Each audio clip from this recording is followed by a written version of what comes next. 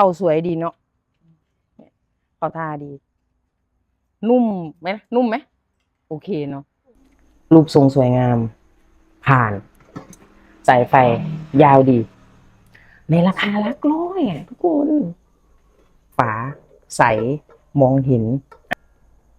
ด้านในเคลือบเทฟลอน เข้าไม่ติดหมอใหม่ๆฉันถึงมา2 วัน โอ้ดีใจเลยทุกคนล้างทำความสะอาดก็ง่ายเริ่มต้นขนาด 1.5 ลิตรจนถึง 4 ลิตรกำลังไฟ600 วัตต์ถึง 1,300 วัตต์มีมาตรฐานมอก.รับรองด้วยนะ เดี๋ยวฉันไปหุงข้าวก่อนนะทุกคน แนะนำเวลาซาวข้าวเสร็จก็ใช้ผ้าสะอาดเช็ดตูดหมอยแห้งแล้วก็ข้างๆด้วยนะทุกคนสมสายชูนิดนึง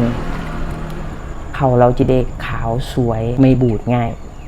ปิดฝาแล้วก็กดอย่าลืม